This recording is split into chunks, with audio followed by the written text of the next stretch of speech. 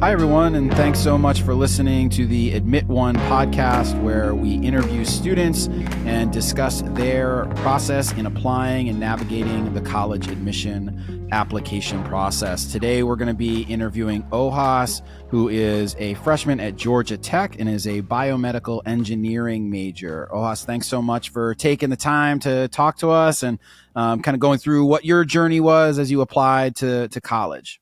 We'll get started just by talking a little bit about, if you can give some context, like tell us a little bit about your high school. Like if somebody were to say, what kind of school did you go to? How do you feel like you would describe the school that you went to? For sure. Yeah. I went to a public high school, but it was still, I would say, pretty competitive.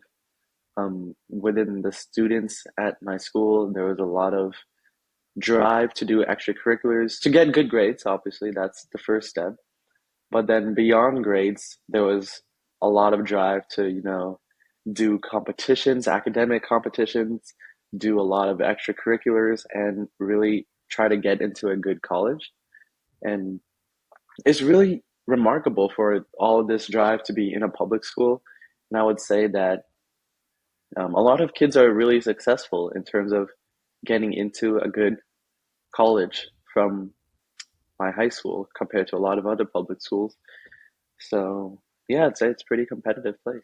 Cool. And tell me a little bit about like your curriculum as you went through high school. Do you Mhm. remember like sort of some of the classes that you took, whether it was during your freshman, sophomore, or junior, senior year? Like what was kind of the trajectory, and how did you end up from a class standpoint? The the school actually tries to, I wouldn't say limit, I would say protect the students by um, enforcing a lot of, or capping the amount of APs you can take and capping the progression of the classes you can take. But that being said, at least for my math classes, I was able to get pretty far ahead and take pre-calculus honors in ninth grade. And then after that, I took calculus BC in 10th and then statistics in 11th. And then I was able to get started on community college math in 12th grade. And after coming to college, like I know it's helpful for the college application process as well, but even after coming into college, I know how helpful that has been in terms of getting credits already out of the way, especially for a college class. But besides math, I wasn't really allowed to go a lot, advanced. So I'm talking like one science class per semester. I had to take history and English every year, and just pretty normal stuff. But I was allowed to push myself and choose the AP level. So in my 10th grade, I was able to take five APs, but only three through the school. So, oh no, sorry, only two through the school. Wow. But I self-studied for APES and AP Psychology that year. So that's, sorry, AP Environmental Science and AP Psychology, which are relatively straightforward. And then I took the Chem Honors class in school, but I also took the AP Chem test. And then in 11th grade, I took four APs. Those were biology, statistics, literature, and history. Then 12th grade, I just finished it off with three APs. And I was able to take a decently light 12th grade year, as I had already accumulated, 12 APs. And I was also taking some college classes, and I was involved in research and other stuff, which I'm sure we'll get to later. But yeah, I took, I believe, four classes and a TA role. So decently light. But in all the previous years, I took either six or seven classes. Yeah, I think so. I get questions a lot nowadays, especially at high schools where the school might be a little bit restrictive as far as like when you can take certain classes and taking APs and limiting APs and things like that. And I do think that when you're talking about trying to be competitive for some of the most selective colleges and programs and things like that, trying to actually get outside of the high school and take courses beyond what your high school offers, it really is a pretty significant way that you can differentiate yourself from your peers, because most high school students are going to base their coursework and course load off of what the high school allows them to take. So, if you're able to kind of go beyond that and look at Can I self-study? Are there ways that I can take classes at like, Johns Hopkins CTY, or like UC Scout has programs. There's tons of different ways that you can get credits for classes outside of your high school. So to be able to do that, I think makes a huge difference. And to your point, especially with math, as you get it for engineering and high level math programs, that's one of the primary things that are going to be, it's going to be evaluated. So to be able to take like college level multivariable calculus or linear algebra or something like that by the time you're a senior is a pretty significant advantage. I think, Ojas, you're probably a little bit further along, you were a little bit further along from a math standpoint than most students. I'm hard pressed to see too many like sophomores being able to take Calc BC. If you can, that's amazing. But really thinking about, That's true. can I knock Calc out by the time I'm a junior, and then theoretically take AP Stats and linear algebra and multivariables, something like that. So that would be Hmm. kind of the way that I would think about it, even if you know, you're not on the trajectory to get to Calc BC as a sophomore. Certainly, by the time you're a junior, that if that's an option, that's definitely something you want to think about.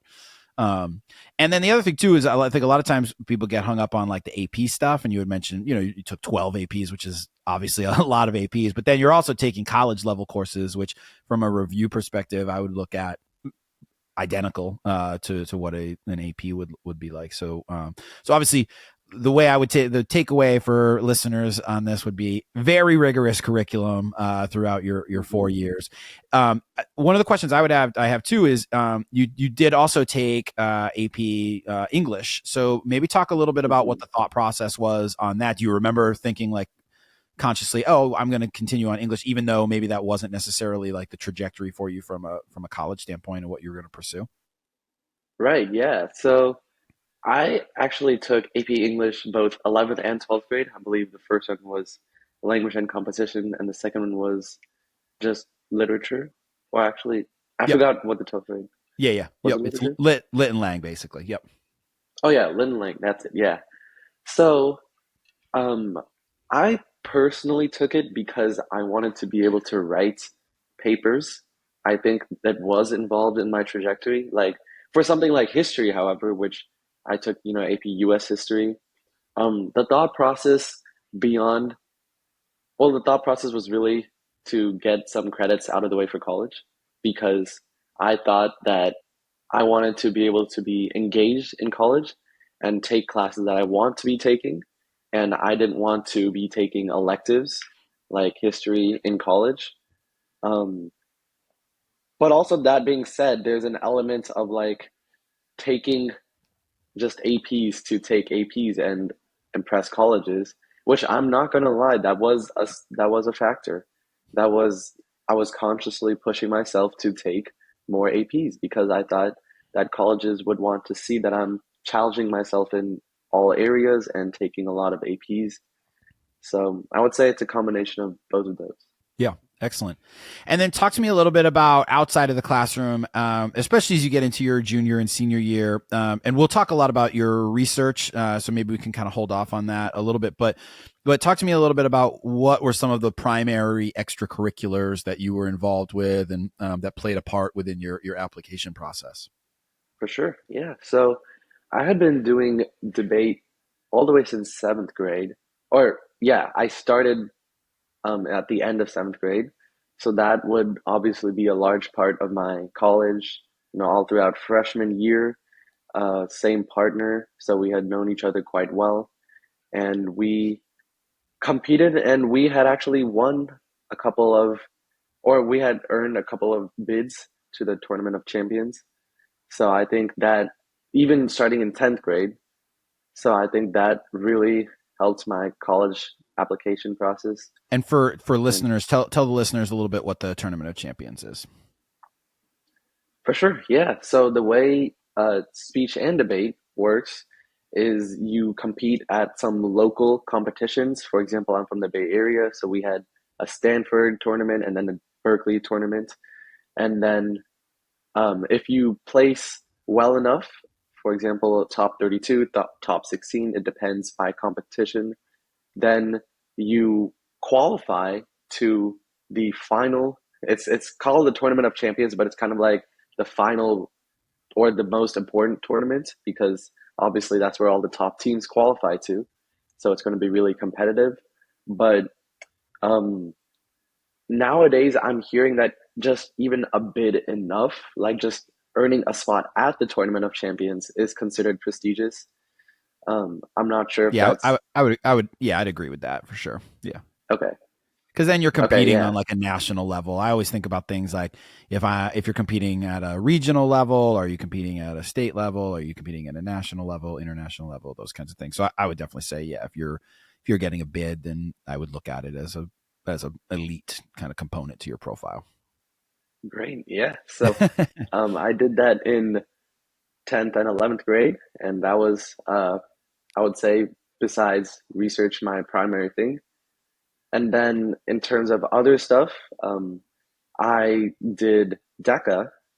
I did a little bit of DECA in 10th and 11th grade, and I also was the vice president in 12th grade after my commitment. Oh, yeah, I forgot to mention that for debate as well. I was a vice president for debate in 12th grade as well as a captain of my type of debate, which was called public forum in 11th grade.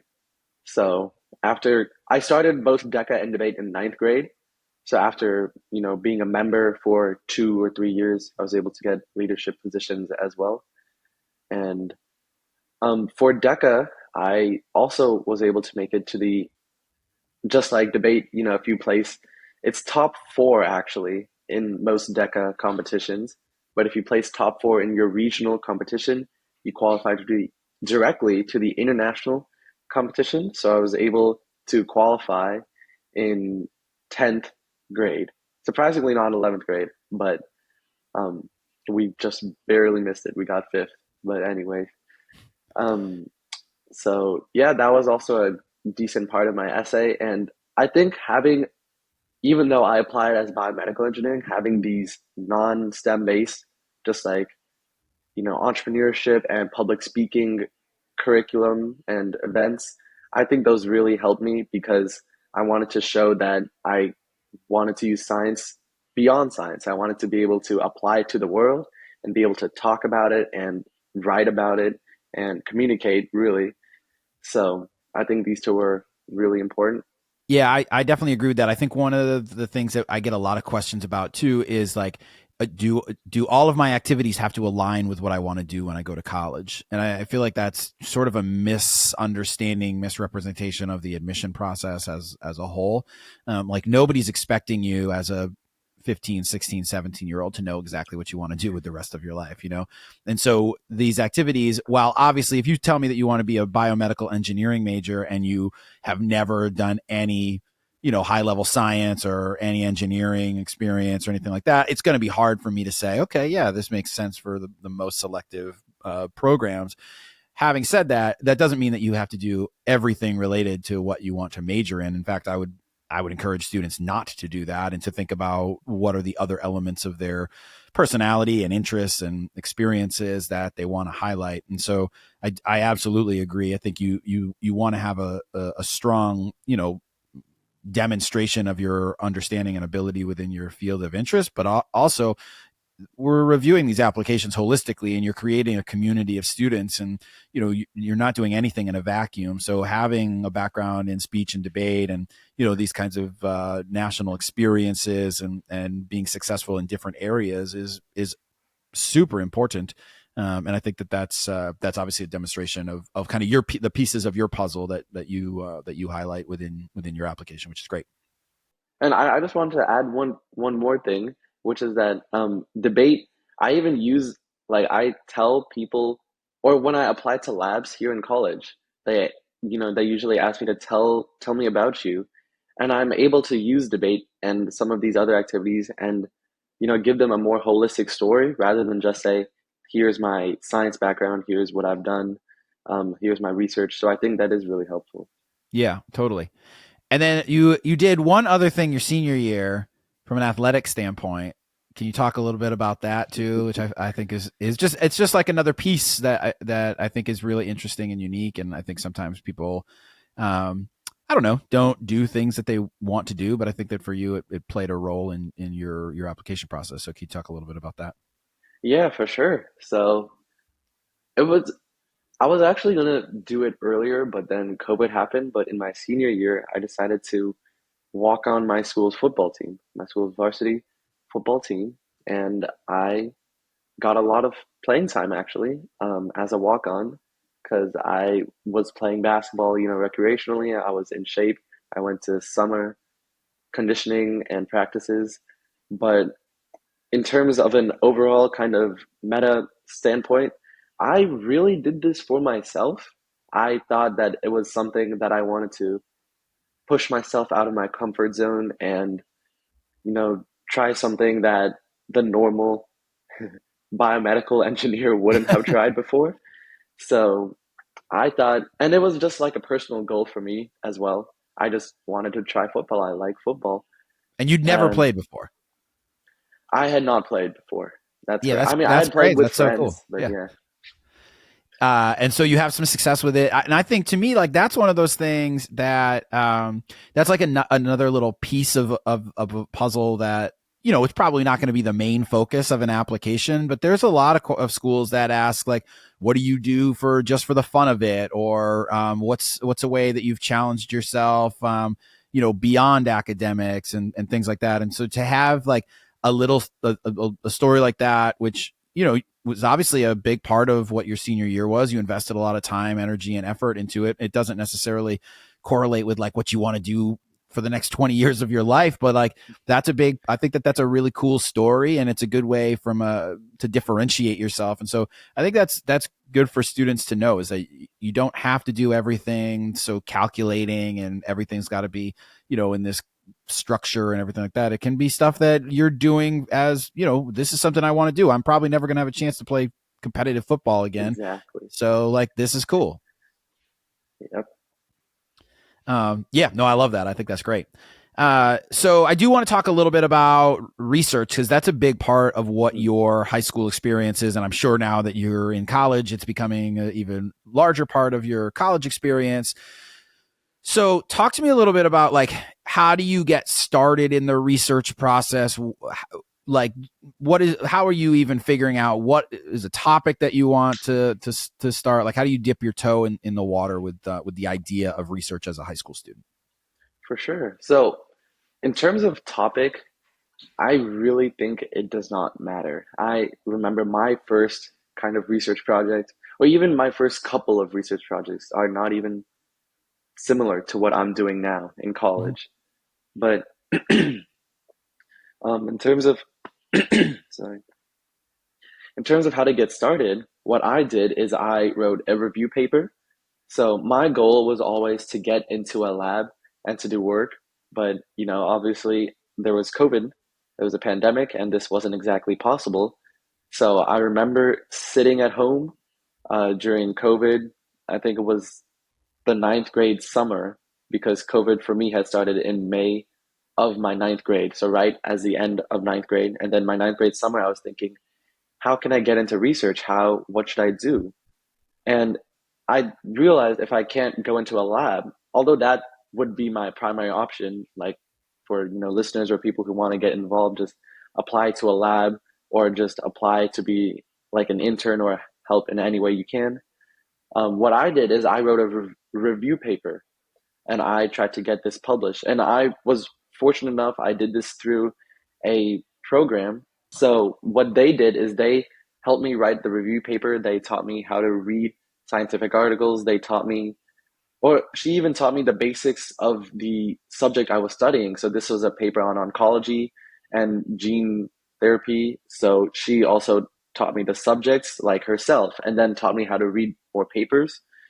And I think this was a really solid foundation after I was able to publish that article in the International Journal of High School Research, which in 10th grade, this was just in 10th grade, which I think is relatively early. Yeah. Um, so having that background really helped me, apply to internships, apply to get more research. And in terms of actual research that I did the ISEF. I did 1 year. I tried the International Science and Engineering Fair.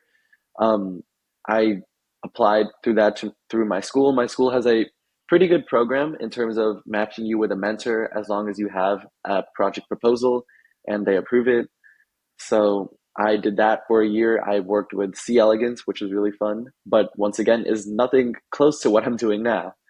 Um, but just applying to these, competitions, to applying to journals, and even though you don't know where you'll end up, like I could have been rejected. I don't know if this project would have worked out, and I might not have been able to publish it.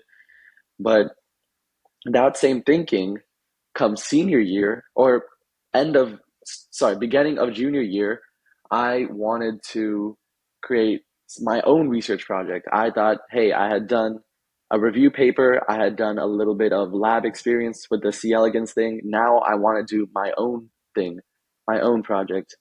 Once again, I didn't know where I would get published, so I just searched up. I literally searched up, high school journals, and a couple came up, and each of them wanted them in a slightly different format. But I did it. I applied to, I think, four journals, which is a little bit on the smaller side. I should have done more. Like I took a bet on myself a little bit, but yeah, just applying, and obviously you don't know if you're going to get in, but luckily I did. And then what I was getting to is I had done a review paper. I had done a little bit of in lab work. Like I worked with the C. elegans. I got my goal of getting to a lab and doing work. And then I wanted to do my own kind of project, my own creation. And that's where I get to my osteoporosis project, which started in the, Yeah, before we get to that, because okay. that's obviously like kind of a critical part. But I think one of the things that you hit on is really important. Is obviously I think the goal for a lot of kids is I want to get into a lab, Mhm. right? And I want to be able to have that experience, which is 100% accurate. And I I promote that all the time with the students that I work with. The issue with that, and you had COVID, so that's a whole other element from your profile. But even as a normal high school student, if you just are blindly sending out emails to professors at colleges saying, "Hey, I'd like to be able to be in your lab," like you're not you could send 200 emails, you might get a response or two, and they're going to be like, maybe, and the reality is it's because you don't have any experience, and they've got undergrad and grad students who also want to work in their lab. So I think the first step, and you talked about it, is getting some kind of research experience. So writing a review paper, having a background on it. Yeah. And then you can go to them and say, hey, I've written this review paper. I know you're doing work that's similar, or, I want to do something different related to, the field that you're doing, but I've written this paper, I have a background in research. Then they're much more likely to engage with you because you've done something, and there's value to potentially having you join their lab. And so I think that having that background, you can't go from 0 to 60. There's got to be steps that you take as a student. And so when you're able to kind of start those things earlier, that is really beneficial for you. And so, and you made a good point of like, in your 10th grade year, you're submitting for publication, which I would agree is early comparatively to a lot of students. But if the goal is to get into a lab, then you probably need to have some kind of research experience, whether it's a review paper or something like that, Definitely. by the time you're done with grade 10. Like as you're entering grade 11 at the latest, that's probably, if you want to legitimately get into a lab, that's probably when you need to have some kind of review background and research background. So, but I think you're 100% correct too. I think the other thing you made a great point on is you don't have to do things that are directly related to what you've done. You can research a couple of different areas. I mean, colleges talk about their commitment to interdisciplinary learning all the time. And so especially if you can find overlap within some of the work that you've done and say, okay, I learned these techniques and this approach while I did research on this topic, and then I learned these other things in this area, and so I'm going to merge them to do this third thing. Mhm. I think all of those things are really important in the admission process and just in life in general. But then you're going to talk about your kind of main project. So let's get into that a little bit and talking about what that main project is and how that takes shape. Yeah. Yeah, sure. So this time I went again to another program. They said that they could give me my own project, like my own. I told them like, hey, I wanted to do this if I get lab work. Like I want to go in the lab. I don't want to do another review paper. I set this out, and even though I didn't know what I wanted to do at that point, I was matched with, an excellent mentor, and he helped me brainstorm, and he taught me how to once again go through many, many pages of Google Scholar, of PubMed, and just do a lot of reading and research to find my own problem.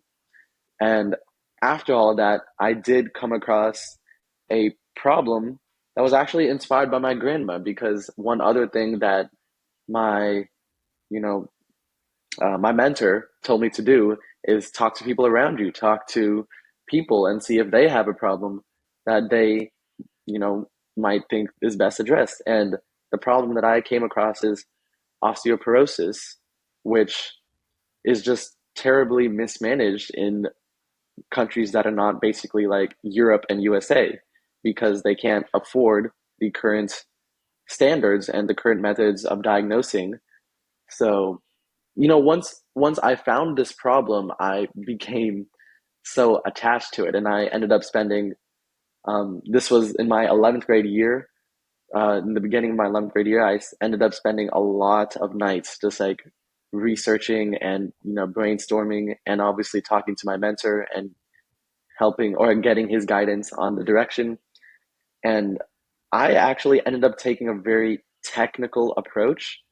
I was later told that this was beyond the scope of undergraduate work, because I had to read a couple of high level physics textbooks. But I did end up creating my own device with the help of many people. One of them was this nice man I met in my local city of Saratoga in the Bay Area. Um, he is retired, and now he just runs his own workshop, but he does 3D printing. He told me he was one of the first people in the world to own a 3D printer. I thought that was really cool. But anyway, Mm. he has had 20 years of experience now. He was just retired and looking for, things to do for fun. So he took me in as a mentor, which I was forever grateful. I went back and I helped him out a lot later as well. But he taught me the foundations of 3D printing, which is something I discovered I needed to use for this project. So I reached out to him initially as a business perspective. I'm like, hey, can you get this printed for me? Because he also ran a small like workshop. And then he's like, you don't know what you're doing, do you? And then he took me in, luckily, and we have a great relationship. And he taught me how to do 3D printing. And then I put in my physics components. I was actually working with lasers. So I put in my physics component into that 3D printed machine. And the timeline now is end of junior year. So, oh, I forgot about MIT thing. I just realized.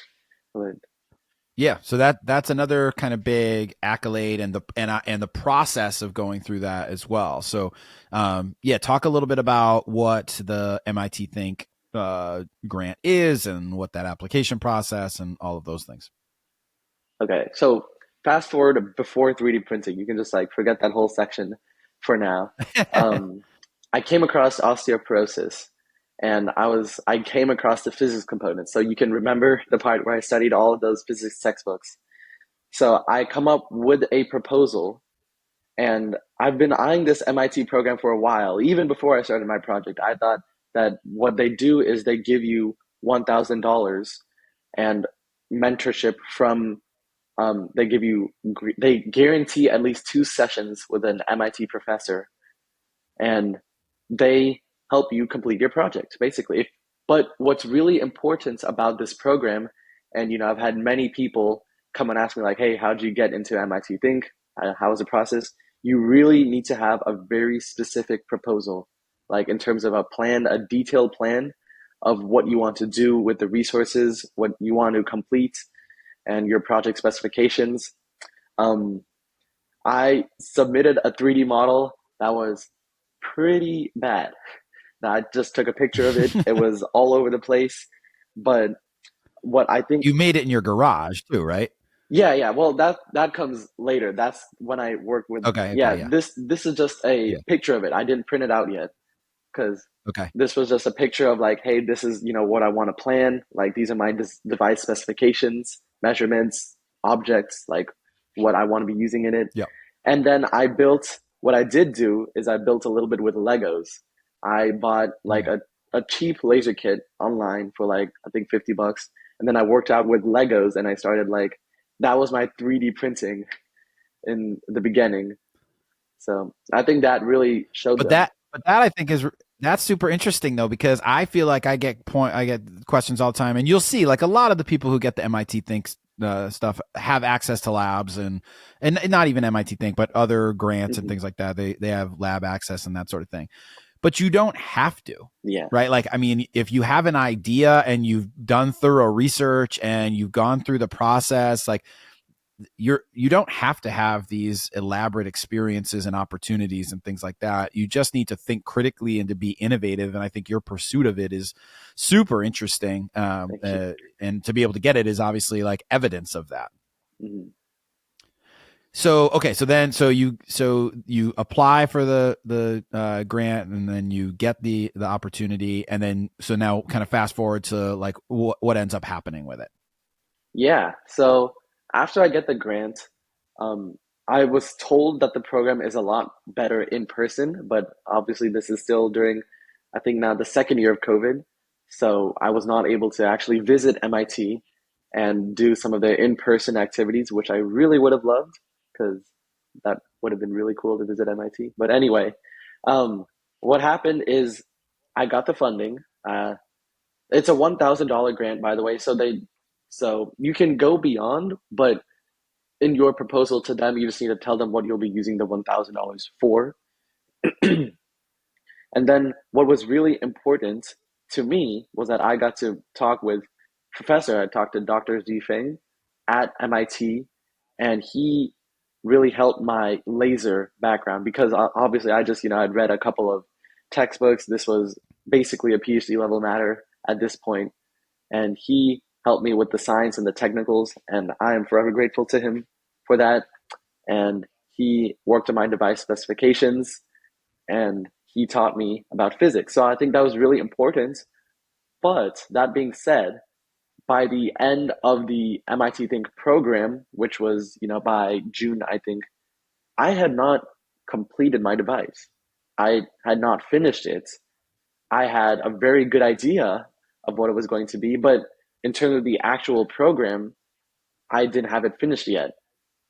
And it was actually, I was trying to, rush it in. That's when I emailed this. Now you can remember the 3D printing story again. I emailed him end of May. I'm like, hey, can I get this printed? I'm kind of on a tight schedule. I wanted to get this done by June, which was when the program ended, at least in the online year. And then he's like, once again, you don't know what you're doing, do you? But then that summer is when he took me in, and I was able to stay with him in his really tiny workshop. And it was really cool. He had like renovated a barn, changed it into a 3D printing Cool. studio. And then, Crazy. yeah. And then after I, got some components from him, as you said earlier, I would go back to my garage and start tinkering around, putting in my lasers, taking measurements, um, remembering the device specifications that I talked about with Dr. Zhifeng at MIT, and just playing around. And by the middle of July, I had what I thought was a pretty okay working device. Now, even before I had the device completed, I just out of the blue, because what the name of the technology I was using is LIBS, which is laser induced breakdown spectroscopy. That's kind of the technical background and foundations for my device. So even before I had finished the device, I had applied to a couple of conferences. I submitted my device proposal. I specifically told them, hey, I wanted to get some samples in, but because of COVID and because of timelines, I wasn't able to get that in yet. I'll get that in by summer though.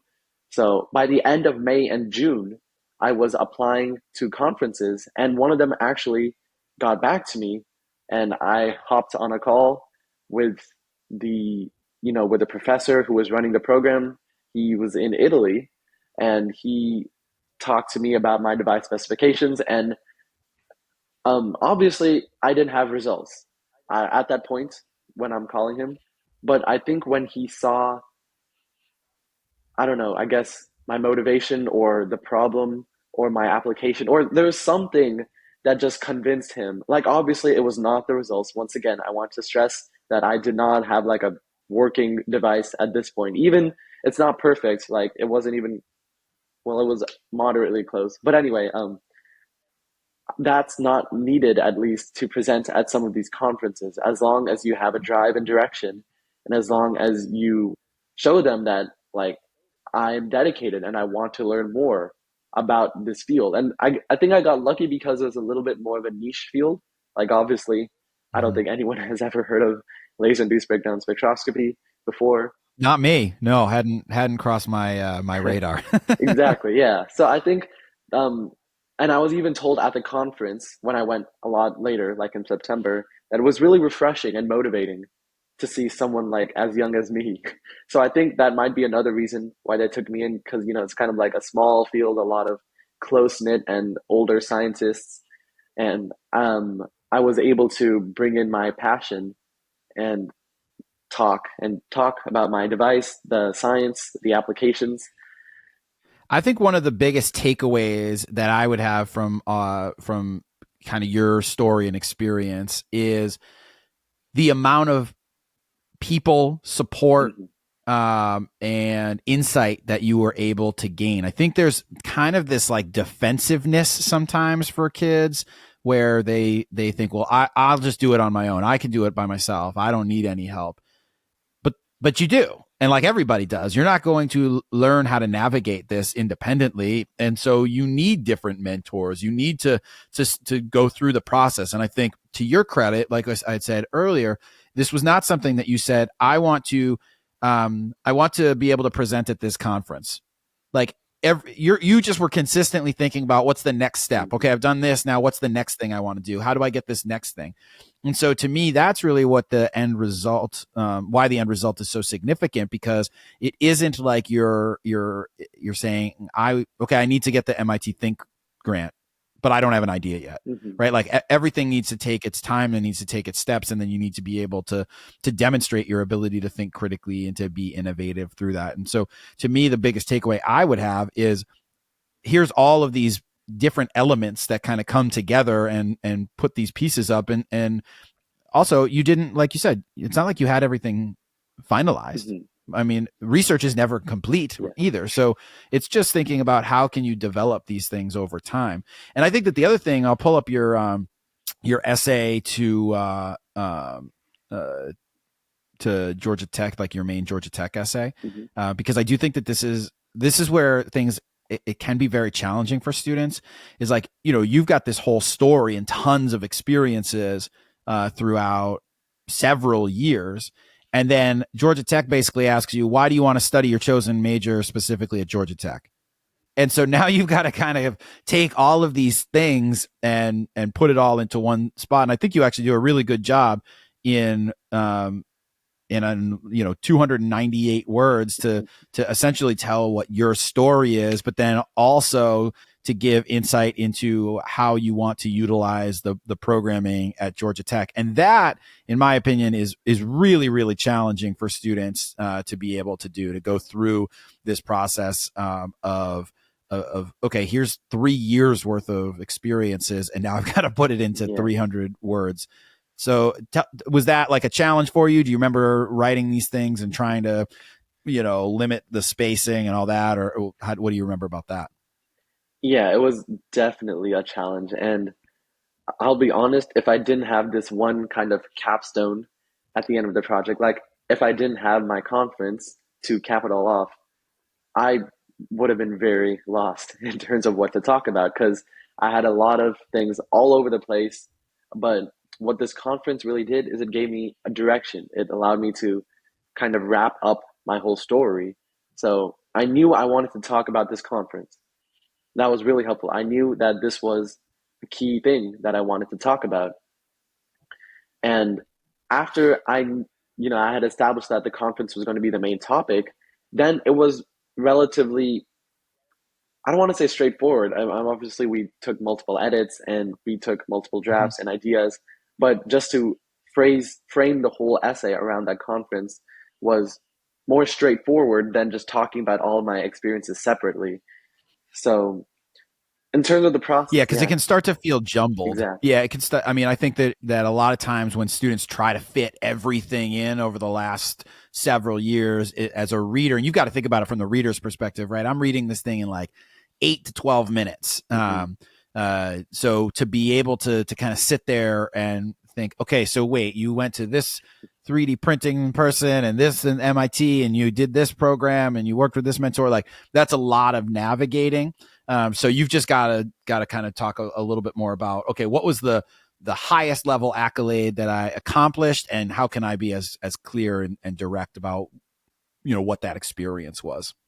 Yeah, exactly. And I wanted to add one more thing, which was that Yeah. the I was interested in the human body. I was interested in the biology, but I ended up presenting at a physics conference, at the LIBS conference, which was a very niche physics field, like I said earlier. And in the essay, if you remember, I also talked about picking up chemistry and picking up the Mm-hmm. structure of hair and going to quite a few fields that not only that I didn't think I was interested in, but I also had no experience in. And I think the fundamental fact of this project that it was interdisciplinary. It involved many different sciences. And because of that fact, I was able to tie in some other experiences as well and say that I have been doing interdisciplinary stuff throughout high school. I was doing a lot of other stuff, but I was able to bring it together at the end as well. So by using the project as kind of like a metaphor for high school, as like, hey, I'm able to tie in I'm able to tie in debate, I'm able to tie in a couple of previous projects. Like I did a little bit of laser experimentation in ninth grade. Obviously, in ninth grade, I didn't publish anything about it, but I'm able to tie that back now into this one conference story. So by using that, the fact that the project was interdisciplinary as a metaphor for high school was, I think, a pretty big part of my college essay process. Totally. And it's just the steps, right? It's Hmm. it's just the ability. In interdisciplinary is a word I use all the time because colleges use it all the time. Every college talks about their commitment to interdisciplinary learning, and I think your profile and experience is a perfect example of like how you can demonstrate that, right? You don't need to know at 14 that this is the project area I'm going to focus on Yeah, for the next 4 years. It can go in different directions. And sometimes when you think that the steps that you're taking, if you have a goal in mind and you're taking steps towards that direction, sometimes the steps go in directions that you didn't necessarily anticipate, but that ends up being a better place for you in the long run. And so, I think being strategic and somewhat calculated in your approach is obviously important, but you also have to be able to kind of bend with yeah, what happens and adjust to things. And also, like, you're gonna be introduced to different subjects that you didn't know about previously, and you're like, oh dang, this is cool. I mean, I'm down to follow this or hmm, to pursue this a little bit more. And I think your experiences certainly represent that. So awesome. So this is super, super helpful, Ojas. I definitely appreciate you taking the time to talk to us and go through your process and thinking about all of the unique pieces of your puzzle. It's super helpful for students and listeners as they think about how they're going to navigate their high school experience, and then talking about that within the application process. So I do want to thank you so much for taking time out of your day, and we look forward to hearing more. Hopefully in the next couple of years we'll be able to reconnect about all the awesome stuff that you're doing in college and the amazing research that you're doing at Georgia Tech. So thanks again for taking the time, and we appreciate you sharing your insight. thank you for having me. It was really fun as well. Awesome, Ojas. Great to see you, and we'll talk again soon.